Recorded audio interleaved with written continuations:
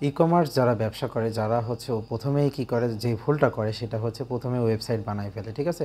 বাংলাদেশের প্রেক্ষাপটে কিন্তু ওয়েবসাইটে এখন পর্যন্ত ওরকমভাবে কেউই পারচেস প্রথম অবস্থায় করতে পারে না, ঠিক আছে? এর কারণে আমার কাছে যেটা মনে হয় যে আপনারা যারা হচ্ছে ই-কমার্স করতে চান বা এই প্ল্যাটফর্মে আসতে চান, তারা প্রথমে আগে আসলে ফেসবুক পেজ থেকে শুরু করা উচিত।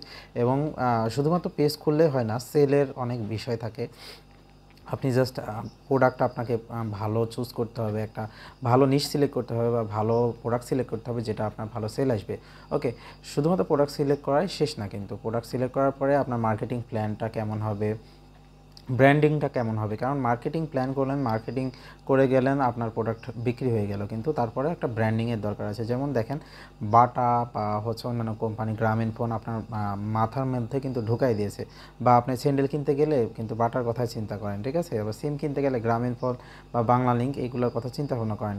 কারণ কি, এই যে আপনাকে ব্র্যান্ডিংটা আপনাকে আপনার মাথায় পুশ করে ঢুকাই দিয়েছে। তো সেমভাবে হচ্ছে আপনি যদি ই-কমার্স বিজনেস করতে চান, সেমভাবে আপনাকে কিন্তু এইভাবে উঠতে হবে। প্রথমে আপনি হচ্ছে ফেসবুক পেজ দিয়ে যদি শুরু করেন, তাহলে ফেসবুক পেজ থেকে আস্তে আস্তে আপনার যে অডিয়েন্স আছে ছোট নিশ ধরবেন, যে আমি 10 জনের কাছে 10টা প্রোডাক্ট সিলেক্ট করব। তো আমরা প্রথমে যেটা ভুল করি সেটা হচ্ছে পুরো বাংলাদেশকে টার্গেট করি, ওইভাবে কিন্তু আসলে সেল আসে না। এই জায়গায় অনেকেই ভুল করে, এর কারণে অনেকের যারা ই কমার্সে আসে তারা কিন্তু ঝরে পড়ে যায়। এর কারণে একটা জিনিসে আসলে বেসিক জিনিস জানা দরকার প্রথমেই।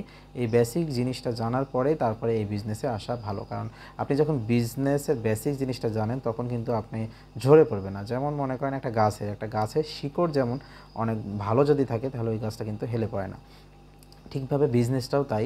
এই বিজনেসটা আসলে একটু আগে চিন্তা ভাবনা করে ভালোভাবে বুঝে তারপরে এই বিজনেসে আসা উচিত। কারণ আপনি যদি এই বেসিক জিনিসগুলো না জানেন তাহলে কিন্তু একেবারে ঝরে পড়বেন। ওকে, তো ই কমার্স বিজনেসের জন্য প্রথমে আপনি ফেসবুক দিয়ে শুরু করতে পারেন। তারপর আপনাকে ভালো মতো অ্যাড ক্যাম্পেইনটা শিখতে হবে। কারণ কোন ক্যাম্পেইনটা কীভাবে কাজ করবে এই জিনিসটা অবশ্যই আপনাকে নিজেকে শিখতে হবে। কারণ আপনার যেহেতু নিজের বিজনেস, এটা অবশ্যই ভালো মতো আপনাকে ক্যাপচার করে নিতে হবে। ওকে, তারপরে যখন আপনার দেখা যাচ্ছে 100টা বা 50টা যখন ক্লায়েন্ট হয়ে গেল এবং রিকারিং বা রেগুলার কাস্টমার, তারপর তাদের জন্য আপনি ওয়েবসাইট শুরু করতে পারেন। এবং ওয়েবসাইটটা আমরা যেটা অনেকেই ভাবি যে ওয়েবসাইটটা অনেক অপশন থাকবে বা অনেক মানুষ কিন্তু অনেক অপশন পছন্দ করে না, ঠিক আছে?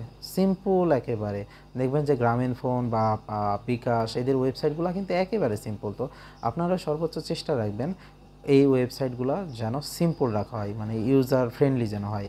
একটা মানুষ যাওয়ার পরে যেন কমপ্লিকেটেড না হয়, খুব সহজে একটা জিনিস অর্ডার দিতে পারে বা কোনো একটা ইনফরমেশন ওখান থেকে দেখে নিতে পারে। এরকম যদি আপনি কন্টিনিউ করেন, আপনার কিন্তু ই কমার্সটা বেশি থাকবে অ্যাটলিস্ট। তো এই কারণে প্রথম পদক্ষেপ হচ্ছে আপনাদের ফেসবুক পেজটা খোলা, তারপরে এটা মার্কেটিং করা, ব্র্যান্ডিং করা, তারপরে আস্তে আস্তে এটা ওয়েবসাইটে কনভার্ট করা।